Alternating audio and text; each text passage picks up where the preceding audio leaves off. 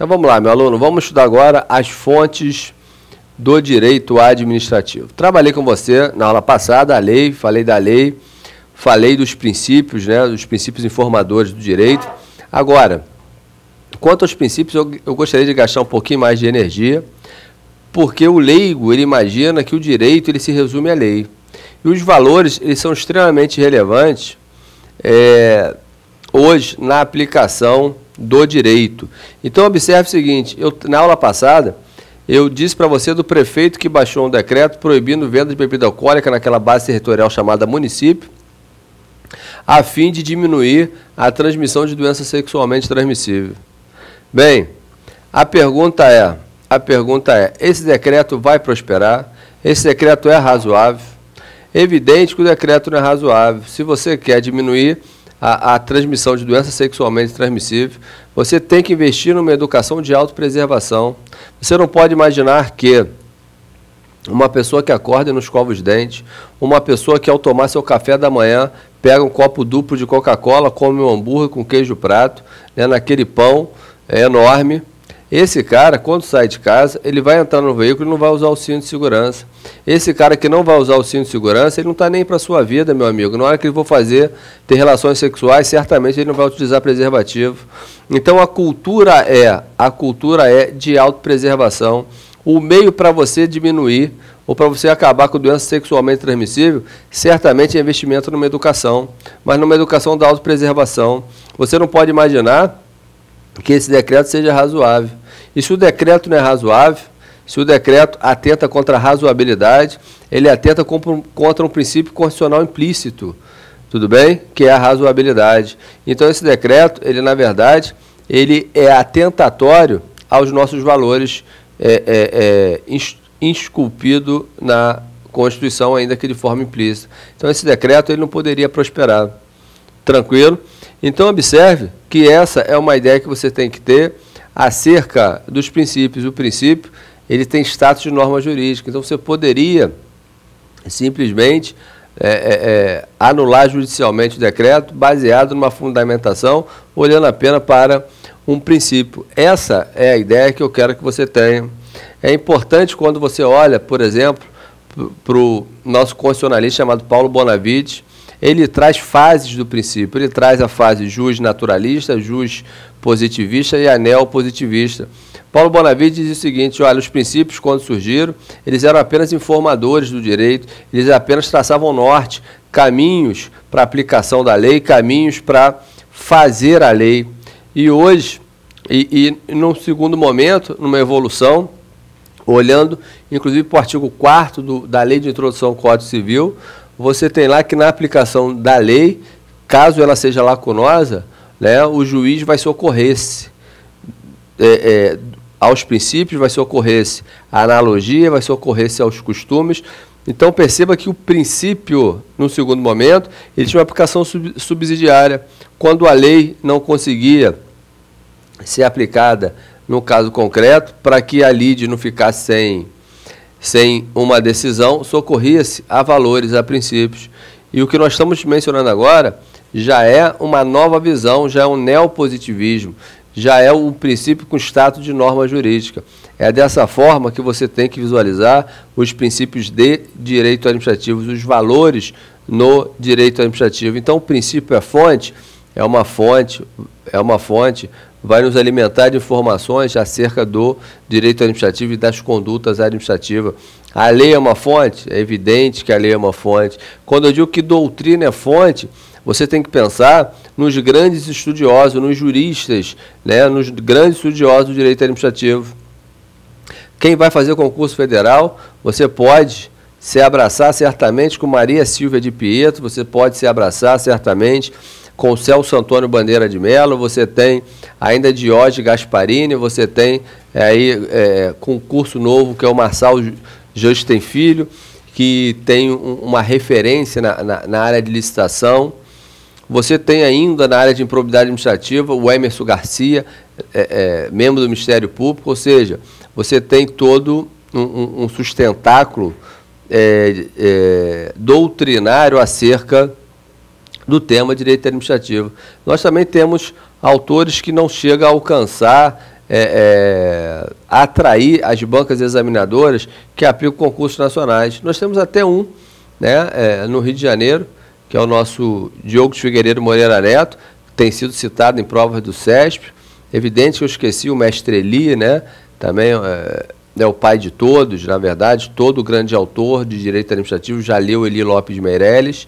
Nós temos Diogo de Figueiredo Moreira Neto, nós temos Marco Juruena, nós temos Alexandre dos Santos Aragão, nós temos valores novos surgindo, boas obras surgindo. Tem uma obra que trata do Estado Gerencial Brasileiro, do professor Luiz Oliveira Jungstedt. Nós temos uma obra que trata de agência reguladora, que é do professor Rafael Oliveira. Tudo bem? Então, na verdade, nós temos uma série de doutrinadores que estudam o direito administrativo e te dão informações acerca do tema direito administrativo. Tranquilo? Isso é doutrina. Quanto à jurisprudência, eu fico preocupado com o aluno que não tem formação em direito, porque ele confunde muitas vezes o que é acórdão, o que é jurisprudência, o que é súmula e o que é súmula vinculante. Bem, quando a gente fala em jurisprudência, é evidente que você vai pensando nos tribunais, né? Uma decisão monocrática, ela na verdade ela não tem um condão de formar jurisprudência. Quando você pensa em tribunais tomando decisões, uma decisão isolada de um tribunal, ela também não forma jurisprudência. Isso chama-se acórdão. Quando o tribunal toma diversas decisões no mesmo sentido, diz que formou-se a jurisprudência. Mas a jurisprudência, ela pode ser cristalizada pelo próprio tribunal. O tribunal vai expedir súmulas mostrando qual é o pensamento dele acerca de determinado tema.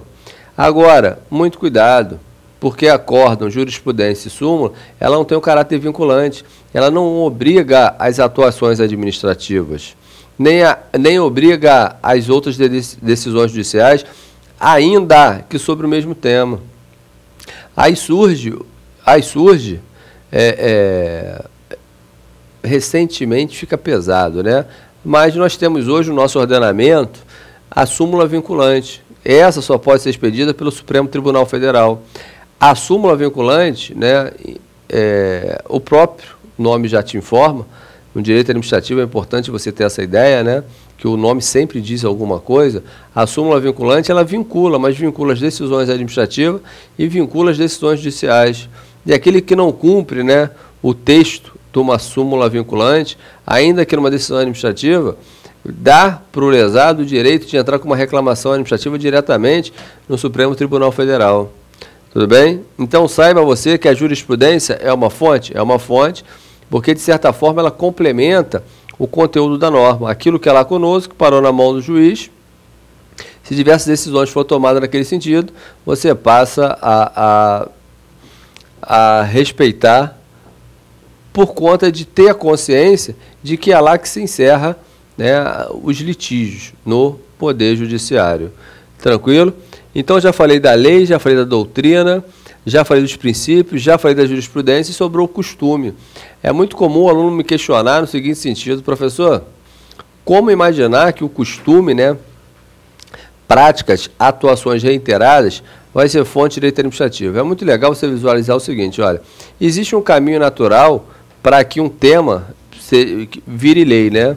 Se você tem uma prática da sociedade num determinado sentido e alguma coisa que atente contra aquela prática, uma vez parando no judiciário, aquilo, evidentemente, vai ser sempre decidido na ótica do senso comum, do costume. E essa decisão reiterada que vai virar jurisprudência, é evidente que no momento seguinte, os representantes do povo, percebendo que aquilo também é o interesse da coletividade, vai montar um projeto de lei e vai transformar aquele costume em lei. Isso é um caminho que pode ser seguido dessa forma, ou você poderia visualizar, no caso concreto, é evidente que você vai falar assim: Leandro, me dá um exemplo dentro do direito administrativo do costume norteando, pautando as condutas administrativas. Eu gosto muito do tema licitação. Licitação é um procedimento administrativo em que a administração, após verificar a proposta dos interessados em contratar com ela, escolhe a proposta mais vantajosa e faz uma contratação pretendida. De novo, o que é licitação? Você tem uma série de fases quando a administração quer comprar, por exemplo, um objeto. Perceba que a administração, quando gasta dinheiro, ela não gasta um dinheiro dela, ela gasta um dinheiro de quem? Do povo. Então, ela não pode gastar de qualquer forma. Ela tem que abrir um processo, um procedimento, de maneira que ela escolha uma proposta mais vantajosa, porque ela é apenas gestora do dinheiro do povo. Esse é o encargo da administração, gerir os nossos interesses. Então, por conta disso, ela tem que comprar em cima de uma proposta mais vantajosa. E esse procedimento, a forma que ela tem que trabalhar, você encontra na Lei 8.666 e na 10.520, que trata do pregão. E, em regra, funciona assim. Ela lança um edital dizendo, por exemplo, que quer comprar caneta Bic azul de plástico. Tudo bem?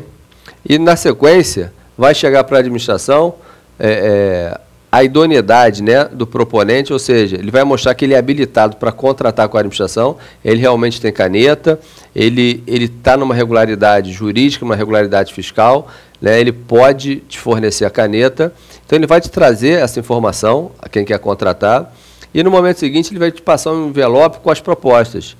A partir daí, feito o julgamento,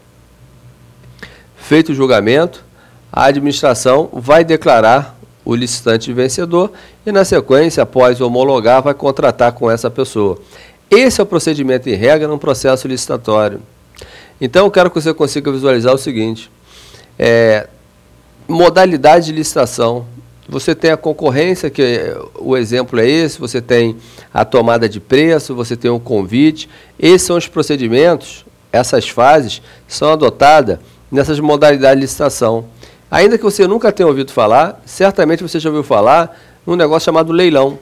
Leilão também é uma modalidade de licitação, onde, em vez de vender, em vez de comprar, a administração pública vende seus bens, aqueles bens que foram apreendidos, aqueles bens que não prestam mais para ela, inservíveis, aqueles bens que você empenhou lá na Caixa Econômica para poder pagar seu curso, né, e não cumpriu com a sua parte, isso vai ser leiloado. E esse procedimento do leilão, ele não está estipulado na lei e ainda assim a administração leiloa. Mas leiloa baseado em quê? Na praxe administrativa. Perceba que desde que o mundo é mundo, desde que a administração existe, leilão sempre foi leilão e leilão sempre foi aquela brincadeira do quem dá mais. E é dessa forma que a administração faz, ainda que você não tenha um regulamento detalhando a forma que vai ser feito o leilão. Então, o leilão, na verdade, é um exemplo do costume da praxe administrativa sendo aplicada no caso concreto. Então, também é, sim, uma fonte do direito, o costume. Tudo bem? Tranquilo? Bem, então, estudamos as fontes do direito. Só para consignar, já foi falado nesse curso de introdução ao curso de direito, existe o contencioso administrativo, ou sistema francês, onde lá você tem uma decisão tomada no âmbito do Poder Executivo e uma decisão em caráter de definitividade e uma decisão em caráter de definitividade tomado no âmbito do Poder Judiciário. Bem, a jurisdição lá é dual, tranquilo? Então, quando o Estado faz parte da pendenga, você tem o processo se resolvendo no Conselho de Estado. Tranquilo? Bem, no sistema brasileiro, o que você tem é a chamada jurisdição única. As decisões com caráter de definitividade só se dá dentro do Poder Judiciário. Tranquilo? Então, eu te encerro aqui. Na próxima aula, a gente começa o estudo propriamente dito do direito administrativo, Estado, governo e administração pública. Um abraço e até a próxima.